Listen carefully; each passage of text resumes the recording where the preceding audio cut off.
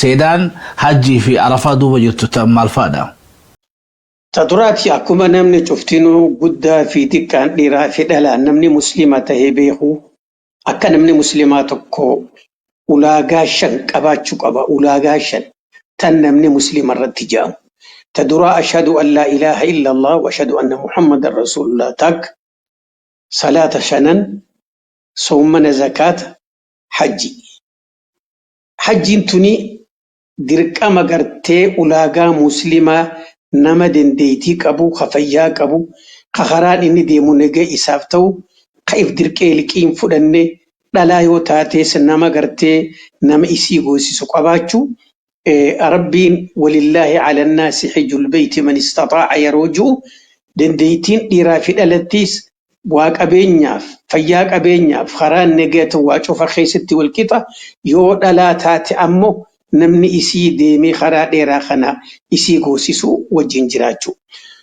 Tokko sani ulaagaa islaamummaarraa talammeessaadha bakki gartee arduu Arafarratti muslimni arra dhiiraa fi dhalaan itti wal gahuutiin tuni akka gartee jechoota warri dimokiraasii ju'utti fayyadamutti dachi isii keessatti walqixxummaan ilmoo namaatti argamtu.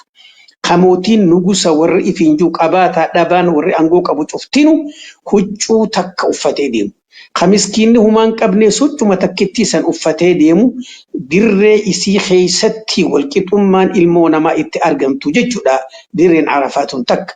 Lammeessa dirreen tuni akka nama gartee addunyaa tana gubbarratti du'ee qabriirraa kaafamutti bakka ilmoon namaa itti ifi yaadatee guyyaa boruu kafana keenyaa wajjin fuula rabbii dhaabbachuuf jiraannatti jechuu namni itti yaadatu. Tasadeessaadha dirreen tun dirree gartee ambiyoonni cufti tokko kakeessan dhaabbatiin hin jiru. Akhira namni bakka san dhaabbatee gorsa dabarse.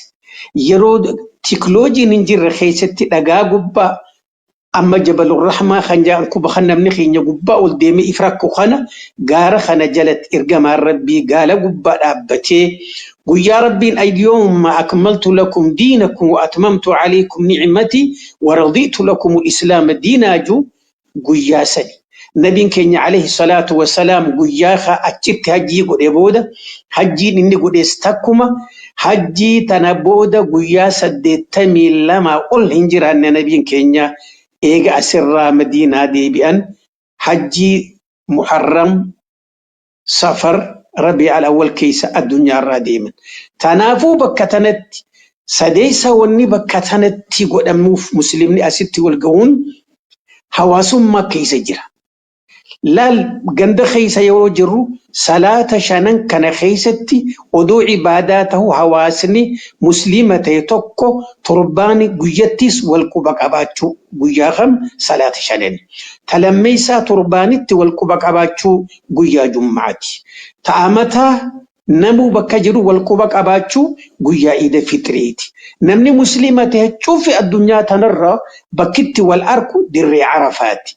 Bakka kanatti odoo hajjii godhe waan rabbiin dirqama narra godhe biqofan tahin akka namni iddoo fiitti rakkataa fi gabroonfataa gabrooma rakkataa cufa wal tabe wal yaada wal dabarfatanii afaan tokko tahanii harka tokko tahanii bakka tana keessatti rabbittis dhaammatanii rakkoo isaanii tawali dhufaniif akka wal mari'atanii muslimni akka wal quba qabaatan jechuu fi dirreen tuni bakki tun nu godhamte sitti gaba.